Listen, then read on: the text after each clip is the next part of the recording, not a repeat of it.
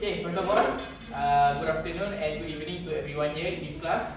So, as I want to mention previously, this topic already been talked about.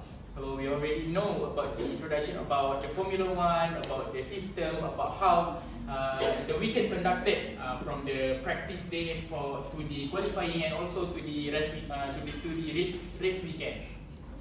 But right now, I'm not going to talk about those type of things. But what I want to mention is more about the system, about the driver, about the teams, and also the technology that required for a team to succeed in every season. So, without further ado, let's continue with the next slide, which is why is Formula One more than speed? So we know that Formula One is about a car that about 12 teams that has 2 cars each, and then they are racing with each other every weekend, right? So mostly when we know about race, we talk about speed, about how fast your car can make in order to win a race. But in Formula One, it's not about just the speed of the car itself, because if you want to talk about the speed of the car, we can say that most of the car on the grid or on the track, they can exceed up to 350 km per hour, and basically that is faster than most of our daily driving vehicle, either car or bikes. And winning a race require more than a skilled driver.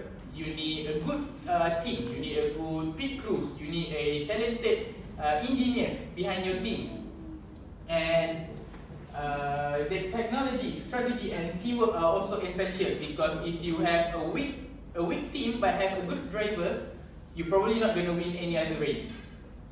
Okay, so now let's begin with the next factor of how to succeed in the Formula One is about the performance of the F1 car.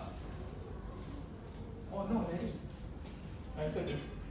So right here is one of the most example of one of the greatest car that ever been produced, and this right here is what we call Renault R26. This is a winning championship car back in 2006 and been driven by Fernando Alonso. And what I want to talk about is not just the car, not just the bright color of the car or the driver, but how the car looks. So basically, for the car, you need a good aerodynamics, a good shape for the car. And back during 2000 to 2012, Formula One car is actually quite smaller than what we have right now. From 2020 to 2026, most of the cars right now are actually quite bigger and heavier compared to the previous years. And this one right here is a good example, because even though the car is small, it is also good because the aerodynamics or the shape of the car actually help the car to being more grip on the track, because it reduces the air resistance and also controls the airflow around the car. So it helps those cars to actually have a quicker time during those type of corner, because in every single race you have those type of circuit that has sharp corners. Like for example in Monaco, where we have a turn that requires the car to turn probably around like 90 degrees. So it is quite difficult for a car that those cars that actually big and wide to turn in those sharp and small corners. And there is also the engine performance. So back then, for this type of car during their era, they are using an engine that called as V10. So we have this type of specific engine from probably from the 90s, that we have V12. In 2000 we have V10, and then we turn to V8. But right now, currently in our generation, most of the Formula One team car are using a hybrid engine. And it is started back in 2012, as I remember. And what is a hybrid engine? Hybrid engine is where we combine the traditional technology of the engine with some electrical components. And for nowadays, we are using an engine called V6 and then combining with the electrical component itself. And why does engine performance matter? Because if you have a good engine, you have a very powerful engine that can produce high number of horsepower, but if the engine is not reliable, you're probably not going to win any other races. You're probably going to win the first weekend of the race, but the rest of the season, you're probably going to flop, or maybe you are going to have a disaster throughout the entire season. So each team need to work together in order to create an engine that is sustainable throughout the entire season, but also can produce the same or constant horsepower as the previous race. And also, the next factor for the car to perform is about the tires. I'm not going to deep about the tires because Fatia already mentioned about the tires, about how the tires become one of the most important factors for the car. But what I can say is that each team need to understand about what tires that they need to use before going into the race. Okay, now it's about basically what I want to explain is about the tires itself, about why there is a dry tires, why there is a wet tires, intermediate tires, and Fatia already mentioned about the soft and hard tires. But actually, in Formula One, we have three type of dry tires. We have the soft, we have the medium, and we also have the hard. Soft is the most fast to worn out throughout the entire race, but it also has the grippiest tire compared to the rest. For the medium, it's basically in the middle. You either have the some part of the grip for the tire, but also have the durable for the tires. And while the hard is actually the less grippier, but also one of the tires that can held up throughout the entire race without let's say you want to change every single lap. But right now, what I want to explain is about this type of color. As you can see, we have the red tires, we have the green tires, and also the blue tire. So what does this color means? So basically the color means is that for the red tires is basically a soft tire. And soft tire is required for the dry tires throughout the conditions where it is sunny, it is not have any rain. So it is required for the team to use dry tires. And red is one of the example of the dry tires. What about the intermediate and wet tires? When are we gonna use these tires, right? So intermediate is when we let's say during the weekend. At the start of the race, it is sunny.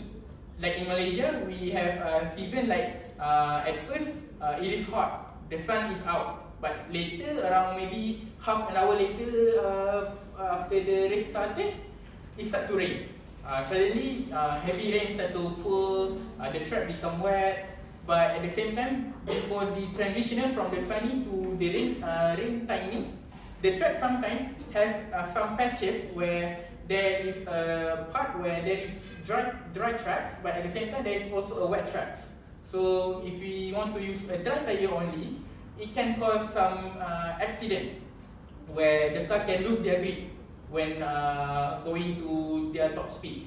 So intermediate is where it comes to the rescue, because intermediate tires is a proper tire to use when the surface of the track is combining with dry and wet surface. While the wet tires, basically the blue one, we are only using whenever the conditions is too bad. Like for example, back in last year or last season in Belgium, in Spa-Francorchamps, heavy rain occur before the race, and basically what the FIA or the organizations try to conduct an investigation about the race is that they think to postpone the race. But instead of postpone, they really being forced to actually conduct the race because the audience already there, and if we want to let's say postpone it, can cause a big major trouble for the organization. So what do is that they ask each team to use wet tires. So wet tires is actually the proper tires to use whenever the track surface is basically flooded with water. And if you can Google for each type of tires on the Google picture, you can see that the differences between this type of tire is that if we take a look on the dry tires, basically how do they look is that they basically look bored. They only look like something that is we see as something that is when we put something on the tires, it can get stick. It's very sticky, but at the same time it has no pattern. While for the intermediate and the wet tires, you can see on each tires have its own basically flower or basically design on the tires. And what those design actually works is that it helps the car to basically get its grip for the race in order to basically to make sure that the car doesn't spin around during the wet surface of the track. Okay, so next is the success for the team effort. So success is a team effort because in F1 we are not just talking about the driver. We know about a driver like, let's say for example, Lewis Hamilton, one of the most popular driver in Malaysia because of his partnership with Petronas Mercedes team. But also, what I want to say is that F1 requires more than just a driver. You need a good engineer, you need a good team, you need a good pit crew. So, what are their major roles for the team to succeed? So basically, the driver is required to have a high focus and consistency. Because, for example, in a season, there is actually 18 to 20 races that occur in a season. So if you want to have a good driver, you must have a driver that can concentrate throughout the entire season in order to win a major success. And they also require to have a quick decision making because you are driving a car that can go right to 350 km per hour. Of course, you need a good decision making because in a split second, anything could happen. Either you are crashed, either you are hitting a barrier, or maybe anything that is very major and probably can cause bad harm to everyone. And there is also the engineers. One of the example of the engineers that I can say is Toto Wolff. Toto Wolff is one of the major names as an engineer for the Mercedes Petronas team. And without Toto Wolff in the Petronas F1 team, we could never achieve this. So this is one of the most biggest achievement that an F1 team have ever achieved. Because from 2014 right to 2021, they have winning the constructor titles in every year. And one of the example that I can say for this type of achievement is like Johor Darul Takzim winning the Liga Super. They keep winning each season, each year. And what do the engineers do? So basically, what do they do is that they analyze the data of the car. They need to make sure that the car is on the right temperature. The tires they are using is basically have good percentage throughout the entire race, or do they need to change their strategy throughout the entire race? So this is what the engineers need to basically put their focus on. And there is also the pit crew, where during the pit stop, the pit crew is required to repair any damages on the car, need to change those tires quickly because in each pit stop, a team required to have let's say around maybe 1 second or 2 seconds to make sure that the car is considered okay to be returned on the track. Because let's say if the pit crew probably did some mistake, they probably forgot to tight some bolt on the tires, it can cause a major harm to the car. And also if they late by probably let's say they only late about around 1 millisecond, the potential or the percentage of the winning the race probably could disappear, even just a millisecond. So these are the roles that they need to focus on for in order to a team to success. And lastly, for the conclusion of the race is that I mentioned about how technology, about how the roles for the team is very important for each team, about how teamwork it is important for every single team in the F1